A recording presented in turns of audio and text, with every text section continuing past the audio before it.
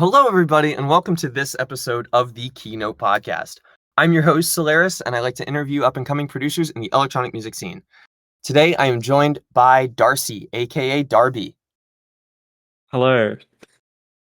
Darcy is a producer from Australia who makes a lot of music that is intense and upbeat, and also just a lot of melodic bass music in general. The news website Your EDM put him in the top 40 artists to watch for in 2021 alongside other artists, such as A Cloudy Sky, who I interviewed on this show, and he continues to produce a lot of innovative music that showcases masterful technicality in his production. He is actually going to be releasing an EP pretty soon, which by the time that this is out, he will have announced.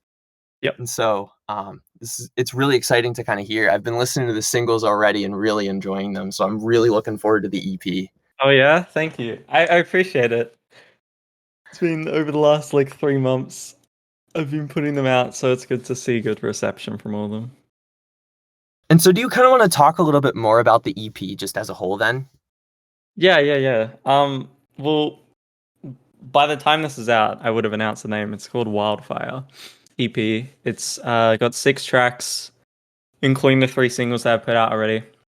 And it's more so showing off the melodic side of my music. I put out a lot of different genres. They all kind of have the Darby style, which some people understand is a certain genre, a certain sort of sounds that is familiar with all of my music. But I have a lot of bass releases and I have a lot of melodic releases, and these 6 songs sort of show the more heartfelt, emotional side that I don't think is for everyone, but I think there's a certain audience or a certain part of my listeners that really appreciate it. It's kind of really cool to kind of see that you kind of, go down 2 pathways. And I mean, with a lot of the people who I've interviewed on the show, I've been, using the term melodic bass music a whole lot. Yeah. Which I think you definitely fall under that category. Yeah, I like that it's almost difficult to name the type of music that we're making. It shows that we're sort of innovating what electronic music means. I feel like the melodic scene especially has always been evolving in such a weird way, whereas bass music will, mid-tempo came out and then everyone made mid-tempo. Future rhythm came out and everyone started making future rhythm. And or rhythm in general. I feel like they follow a lot of genre trends. And melodic music, after, I don't know, melodic dubstep in 2014, there really hasn't been any specific genres that have defined what melodic electronic means, in my opinion. You just have these big artists that are trying to make these really cool sounds. And I'm always known as the supersaw producer who has been using supersaws for 3-4+ years in my music. But it's always been experimenting in new ways in how to make that sound so unique that you can't pinpoint it to any single genre. So I think melodic bass is the best descriptor of a lot of people's music, but it only really scratches the surface of all the stuff that all of us are making, which is cool. All right, so then let's kind of dive in a little bit more into your history then. So what was it that kind of first got you into music? Was it something that you were always interested in? Not at all. I literally didn't I didn't listen to any music until 2012 when I got an iTunes account, and I think the first song I ever downloaded was Party Rock Anthem by LMFAO, and I listened to very basic stuff, and then this is the coolest backstory you ever hear from a producer. I watched Minecraft videos in 2015 when I was 15. Way.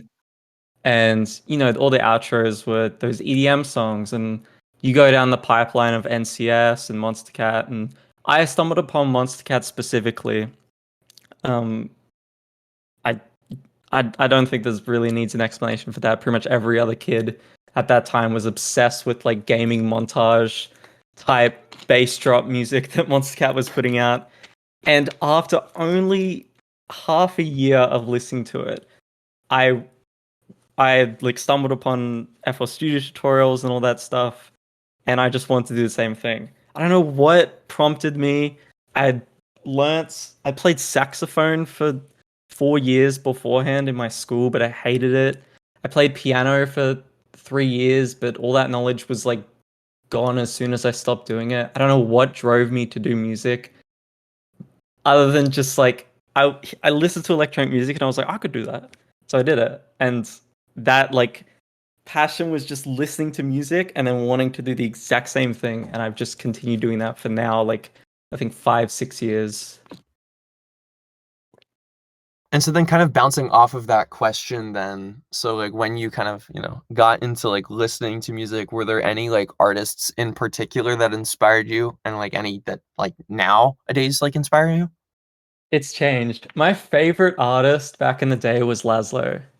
If anyone who listened to Non-Copyright Sound or Monster Cat back then knows very well who Laszlo is. He was my biggest inspiration. The only reason I don't say now is because he like took a hiatus for 2 years and then came back and it's very stagnant, his releases. But he has gotten so close to like mutuals and following mutuals and supporting people. And it's this crazy full circle feeling.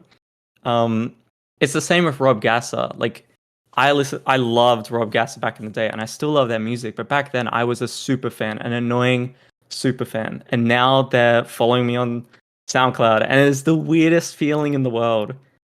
So they become less like uh your biggest inspirations or people you admire, and more just like uh, producers that you respect that are in the scene. My inspirations now come from, well, there's Jaren, but Jaren knows who I am, which is again amazing. I can't fathom the idea that some amazingly talented artist like that follows me and like has supported my music. But he's definitely a massive inspiration, and former hero as well. And those like bigger melodic artists in the community, Yataku as well, and you can really hear their styles in my music if you put them side by side. But it's hard to call them inspirations because they know who I am, uh, and I that feels weird to me. I hate the idea that I hold these guys at such a high level because it makes it hard to have a real human connection with them sometimes. But in terms of my inspirations now, yeah, I think that's a very long-winded answer of me saying I think it's just a lot of people in the community who somewhat I call my friends, which is cool. Yeah, I think the really kind of cool thing to see is that we're all real people. I think Mm, that's kind of the thing that I just think that people just need to understand is that we're all real. Just like, especially here in a very kind of internet centric community, we're all real people. It just doesn't definitely. matter, if you have a blue check mark next to your name or not. We're all, in fact, real. I think like something like this podcast, for example, is really just trying to like show that, people are real. Yeah, it's good to hear the voice behind a lot of people, especially just getting in random calls or having conversations with these artists that tell like really broad or outlandish stories through their music, and then you talk to them and they have like the exact same personalities as you. Like that number right next to them means absolutely nothing when you sit down and have a conversation with them. And so, Darby, was that your only producer name or did you have any other producer names? I'm just curious. I have always been Darby. I am not one to change my alias. I know pretty much every producer under the sun has had 6, 7 aliases. I've had revamps where I've deleted all of my old music and or tried to wipe my sort of old music from the internet, but I've always kept Darby because I've noticed every single artist goes from a very like some anime inspired name or some video game inspired name or whatever that's really broad and abstract to something that's really close to their name or just their full name. So my name's Darcy in the real world and my alias name is Darby, and I don't think there's any closer that you can get. Like Darcy would be an overdone name. There's probably a million Darcys on Spotify, and there's a couple of Darbys on Spotify, but I've made my name known for Darby, so I think I'm gonna keep it that way, and that's all I've ever been. Yeah. So it's really kind of cool. So do you think it kind of gives you like kind of a more like a personal connection because it's like, so close to, being your name that like it's kind of that the music kind of is kind of a reflection of just like who you are as a person?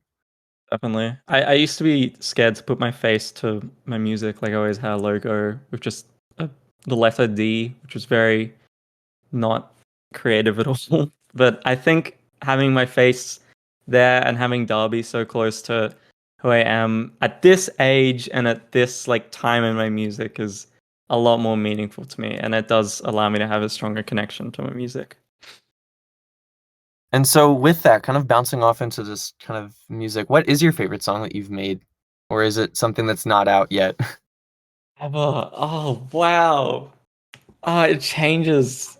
It normally is every new song I put out because I improve so quickly with my mixing to where I'll despise releases from like a couple of months ago because I think I could have done some stuff so much better. I will say one that stands out is I Can't Sleep.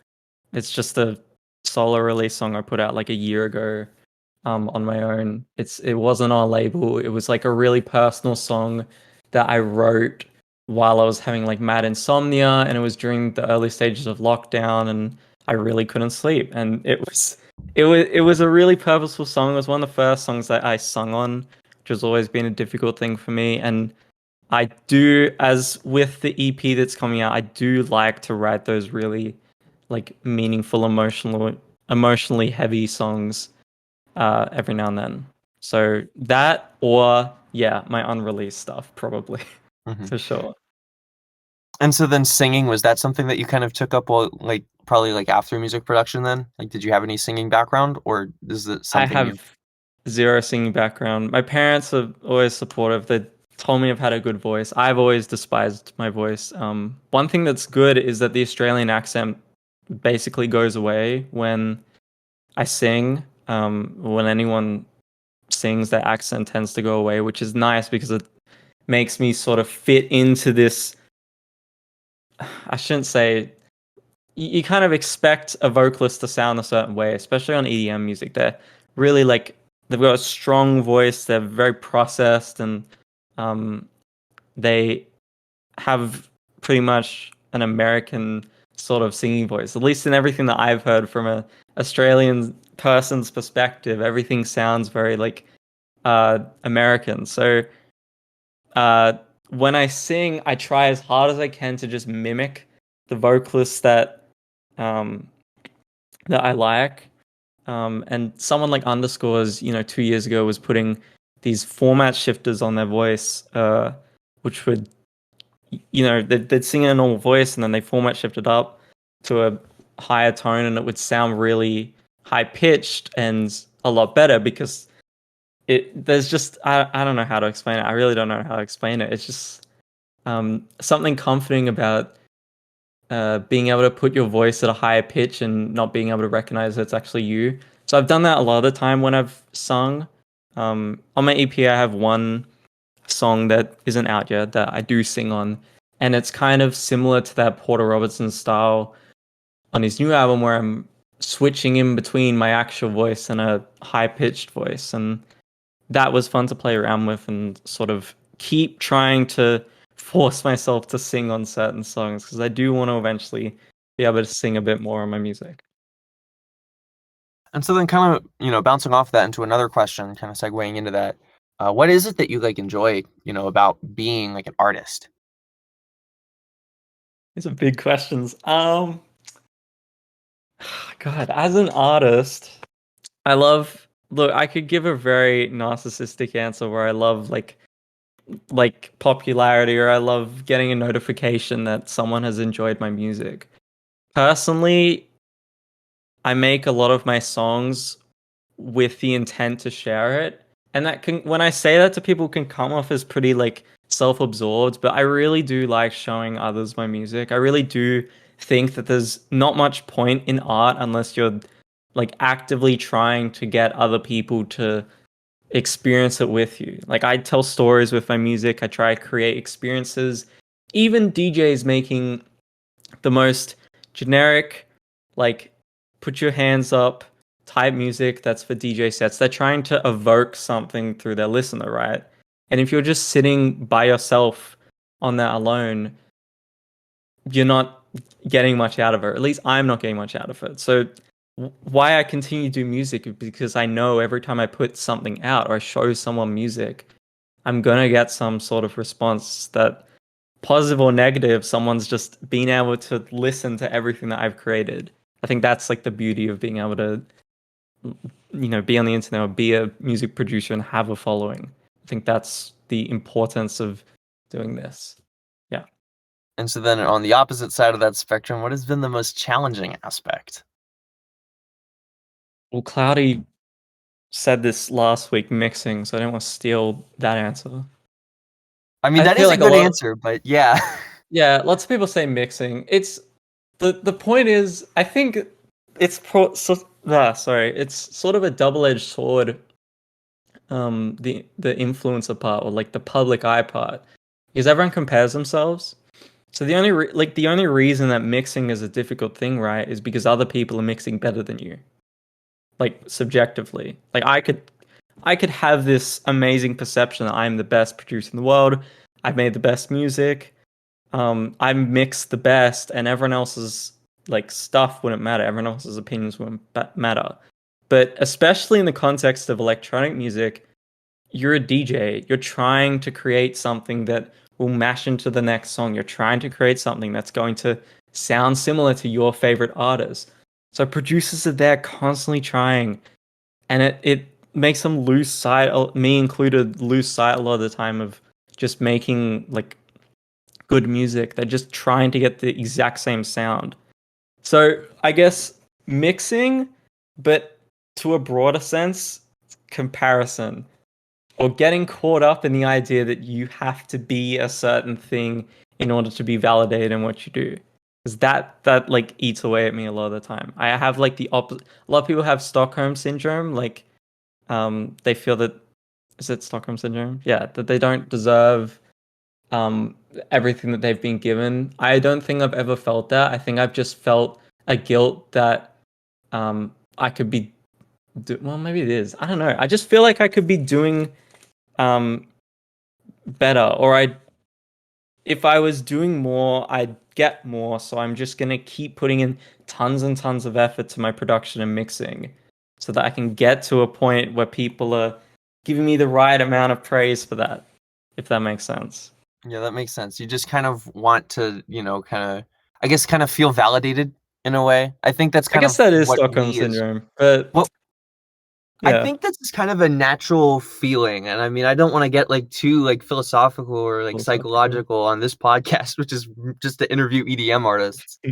But I do think it's kind of a real feeling that like whether you're an artist or not, we all kind of feel we want, validation in a way. Yeah, of It's kind of like the course. same reason as to like why we like fall in love, for example. Very philosophical. Yeah, exactly. Um, it's it's good to feel validated. That's like plain and simple. I don't know. I don't think a lot of people, including myself, would be doing this as hard or as much if there wasn't any self-reward. That's just human behavior. Mhm. And so, kind of, I guess, on a different note, then, if it weren't for music, where do you think you would have seen yourself now? Well, I'm a third year. I guess, is a really good segue. I'm a third year psychologist, so I'm constantly studying the mind and doing all that. But yeah, I'm doing an undergraduate at the moment for a Bachelor of Psychology. So um, I think I'd just be pursuing that path a bit more strongly. I kind of balance it fairly well, sometimes not as well, at the moment between my two main passions, which would be music and psychology. So that's still a path which I think I'm going to go down, but where I'd be right now would probably just be devoting a lot more of my time to purely my degree rather than on the side also doing music. Psychology. That's a really interesting one. Actually, like one of my friends in real life is actually really interested in that. It's kind of really Hmm. cool. I'm just kind of curious, why psychology? I, I hate this question. I never know. The every professor will ask you that, and it's difficult to give the not generic answer of, oh, I want to help people. I could get really deep, and I do really care about mental health and all the facets of that. I really, really um do care about like helping people, and I've had real life experiences with friends who've struggled from mental health. Me personally, I haven't had too much issue, and I think that makes me not an ideal person, but a person who's in a position where they can really help some other people out. And originally I went into psychology just wanting to be um, the generic stereotype psychologist that everyone has, where you lay down on a bench and they have a pen and paper and they say, well, tell me about your whole life. Tell me what went wrong. How does this feel? How did that make you feel? But there's a lot to psychology that you don't learn till you do a degree in it. Like there's a lot of research. I'm currently doing research on uh, sexual violence in music and how that affects like aggression and human behavior of people. And it's super interesting stuff. And being able to combine my two passions of psychology and music is really interesting and something I don't think I'd ever be able to achieve. So initially, it was just because I wanted to help people with their mental health problems, but it's kind of broadened into I have lots of different opportunities or pathways I could go down. There's marketing aspect to psychology. There's uh, there's schools that hire counselors. There's obviously researchers, as I said, and then there's mental health professionals. Uh, so at the moment, I'm kind of just learning as much as I can, or getting as much as I can out of the degree, and I think I'll make the decision on why I'm still doing it in the future when I have a bit more knowledge. Mhm. And so then kind of relating that into music, you kind of talk about how you're doing a lot of research on just like sexual violence in Mm. music. And is there anything like, I guess music production wise that you kind of want to, connect both psychology and music with, like maybe like stuff about like how the mind works? Is that like, for example, you talked about your song, like I Can't Sleep, for example, which is a song that you made when you had some kind of real insomnia during the heat of the pandemic, like when it had first, started.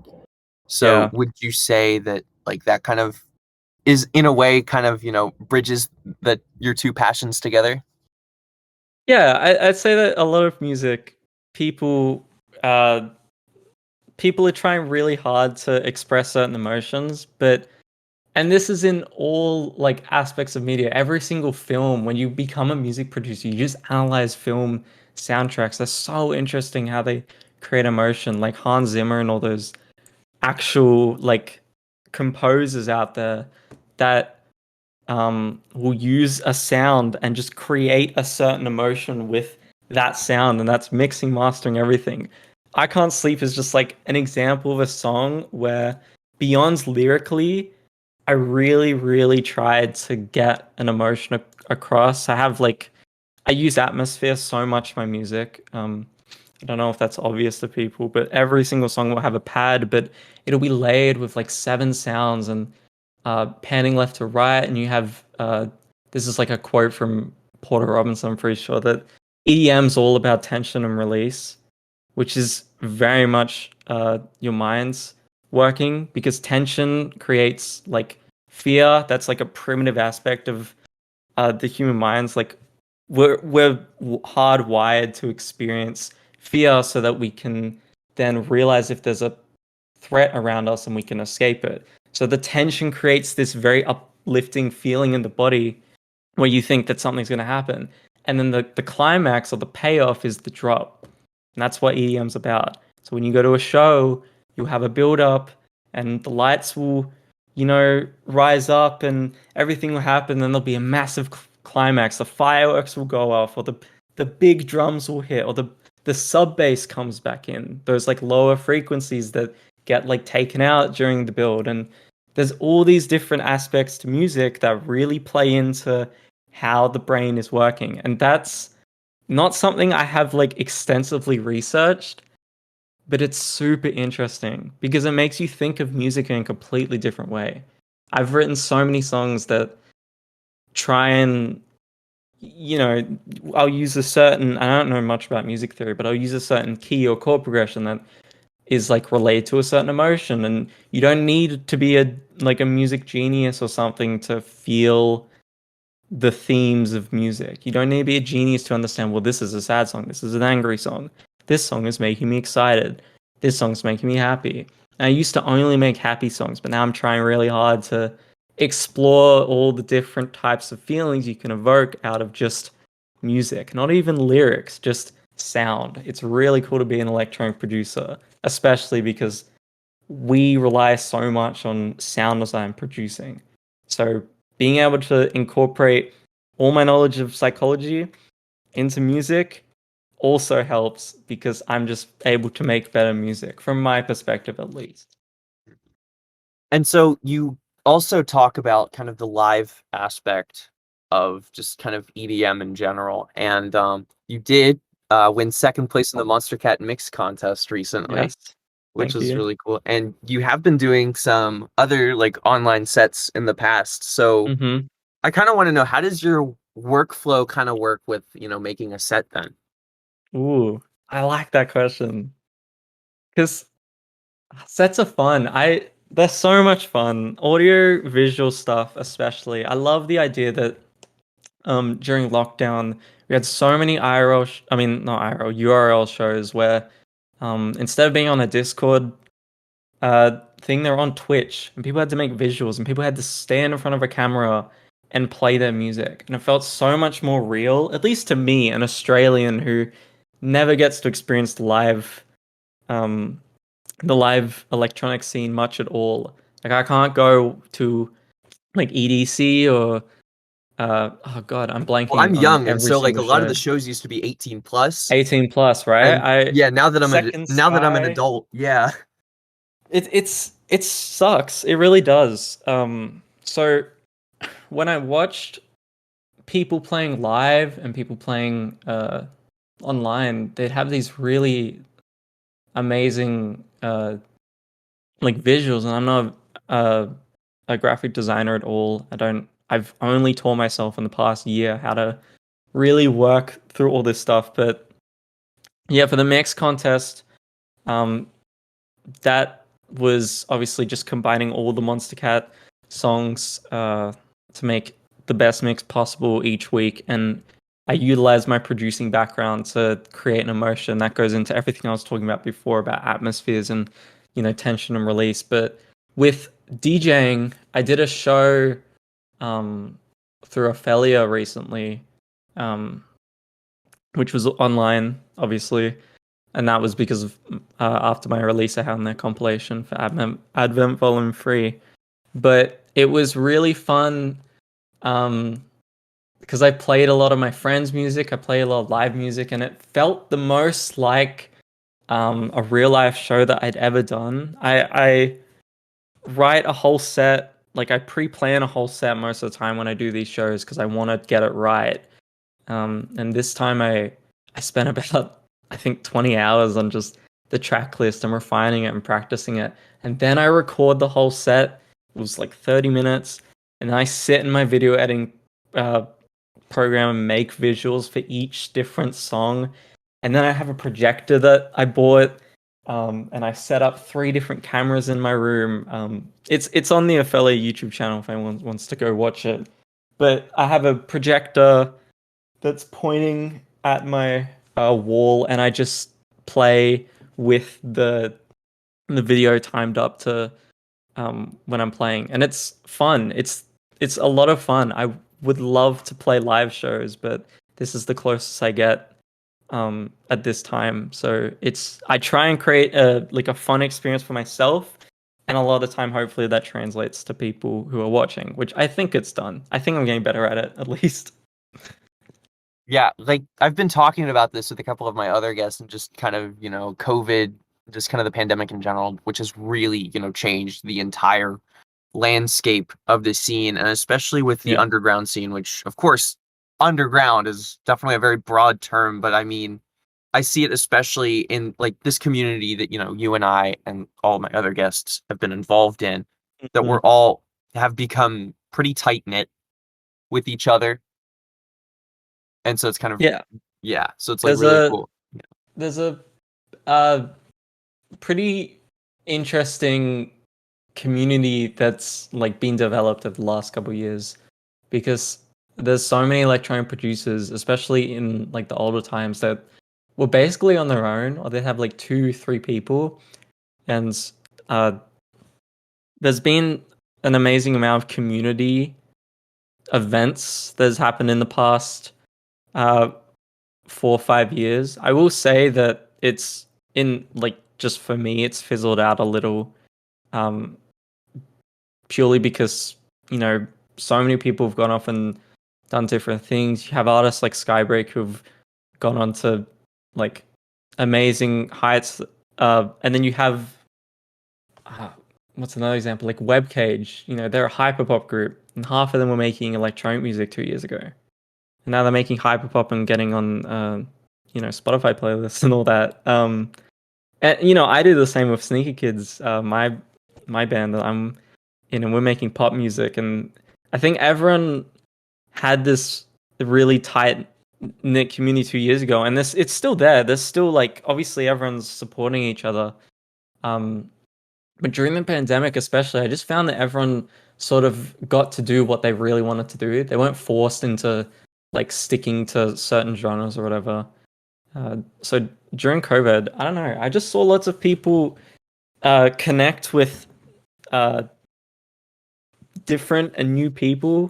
So we had that opportunity, and it was all online, obviously. And then lots of people were able to innovate and create different sounds and genres that they weren't used to doing before. So it's turned into like an electronic community to like this much broader thing. At least this is just from my perspective, everything I've seen.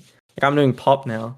I'm doing pop electronic, and before like 3 years ago I was just purely making like dubstep, melodic dubstep stuff. So it's a big change with every artist. And I think COVID's just like cultivated that And kind of especially. yeah, relating back to what you said earlier about, you know, having inspirations and now like having them like know who you are. I've been seeing Mm. that a lot recently too. Yeah, it's crazy. I I will not give anything away. Some of the people I am collaborating with, I can't describe it. I am not telling too many people just because I like to surprise have some surprises at least. But the people I tell, it is a insane reaction. I try not to lose my cool. I don't think I'll ever stop being a massive fanboy of just everyone, but you can go on my Twitter and see some of the people following me. Like I hate flexing or anything, but just telling people that like the Baby You Okay remix, I'm genuinely awed that San Holo is following me on SoundCloud. Can you believe that? That He's is like, it's fine. crazy. He's not gonna. Hopefully, he's not gonna watch this podcast. But can you believe the idea that like some artists are like genuinely supporting me? Because when I think of myself, I think of the 15-year-old kid who was like sitting there watching Monster Cat stuff, and I don't think anything's changed. Like in my mind, nothing's changed. I'm still just making like my silly little music, but big artists supporting other big artists is insane to me. Like seeing like Liz Deck is another example. I've been friends with him for like 2, 3 years, and now he's on Sable Valley, which means RL Grime is like has been listening to his music, and there's artists on there that have been listening to his music, and that's crazy to me. That's so insane. I love it. I love every bit of it. And lockdown made that so much easier because it wasn't like, oh, you need to meet up with this person in real life, and then they'd like become friends, and they'd only meet because they're at the VIP section of this show that's hard to get into. It's just the internet, it's just Twitter, it's just like dumb people spamming this like bigger artist, like listen to this music, and they actually check it out because they've got nothing better to do. We're in lockdowns. So I think it's great. I love small artists support or bigger artists supporting small artists. I think it's what allows the community to grow and not just keep the same five artists on top non-stop and not innovating. It needs to be a constantly revolving roster of well, who's actually making the coolest music right now. It's not because I guarantee you, it's probably not the person who's making the most money at the moment. And it's definitely been cool to see, you know, labels like Disciple and Rushdown and Ophelia, Mm. for example, which you were on, kind of, you know, be able to kind of introduce these, you know, new talents into the scene. in a way. Mm. Ophelia's been great to me. Like I will not. Well, I'm not revealing anything. That there really is nothing. It's just I've talked with the people who run like the scouting and like management of Ophelia, and they're so nice. They're so kind. They really do like care about the newer artists, and that's crazy to think that it's from this big juggernaut producer Seven Lions, but he's managed to get a group of like people who just genuinely care about supporting smaller artists.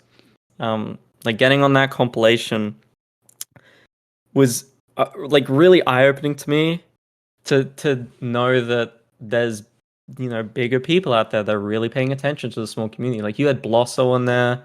Um, on past compilations, you've had other artists that really, wouldn't Darcy, have much of Zavi, a. Paper Skies, yeah. Oh yeah, Paper Skies was on that one. Zarvi has grown through Ophelia so much, which is great. I love that. I think that it's really good. And obviously Chime and not Disciple, Chime and Rushdown and everything that he's been doing to push that melodic bass or color bass, I think that's what he calls it, scene Mhm. is awesome. Disciple doing the remix comps and what Skybreak Sharks, that all that stuff's really cool. I love that they're putting in more of an effort. I feel like small artists just need to keep pushing big labels to not get slack with that. I feel like it's really important for big artists to realize that, we're the people who made them famous. Like, we're the people that supported your music 6 years ago, day in, day out.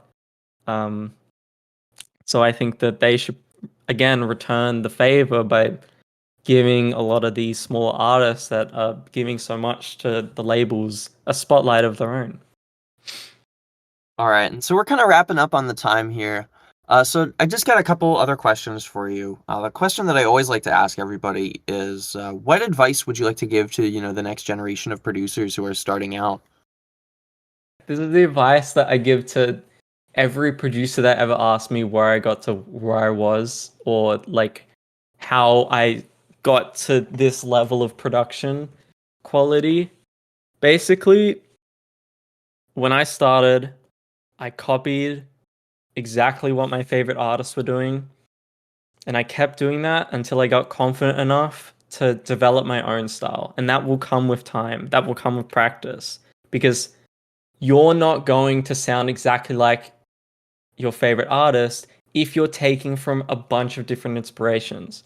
So I listen to tons of music, every single genre, every single artist that I can. I try and learn from every different outlet I can. And what gets produced is something unique to yourself. And that's what practice in music should be. A lot of people think that practice is just making the same sound design over and over again, but it really is, in my opinion, like studying your favorite artists and trying to do the exact same thing, and your style will come through. And I'm still copying my favorite artists to this day, and I have not had a single person in years tell me that I sound exactly like another artist, and that's a great feeling, because in my mind I'm copying all these people and it's so obvious to me, but I have so many inspirations that other people can't tell. Like, I'm in my own game at the moment, and that's fun. That's like what makes music interesting. Like, my advice would just be keep going with trying to make what you enjoy, and eventually you're going to create something of your own. Don't try and be someone else. Like, be yourself. Yeah. And so then a question that I always also ask people that's also a little bit related to it is that, like, when you started out, like, what is something that you wish you had known? And I mean, some people like say that that's probably like the same thing. Just kind of want to know, what's your answer to that question? When I first started out, well, I didn't know for a year that the bass drop meant that the bass came in. I didn't know what a sub bass was. I know what a sub bass is, but an actual answer would probably be don't be scared to collaborate. Like, the fact that you have, or if you do, the fact that you have some producer friends or some people that enjoy music with you is so vital. It's such a blessing to have like creative people around you that like share a similar mentality. So don't like waste that. If you need help or advice or feedback, ask people and don't stop asking people. If you want help with mixing, ask someone what to do. If you need an instrument to be played, if you need a singer, just ask people. I guarantee if you have like-minded musical friends, they will want to help and it will boost your production so much. No one cares if you made the song completely by yourself in your room, isolated. They don't care. They want the best quality music, and that will come from working with people, working with intelligent, musical, and like-minded people.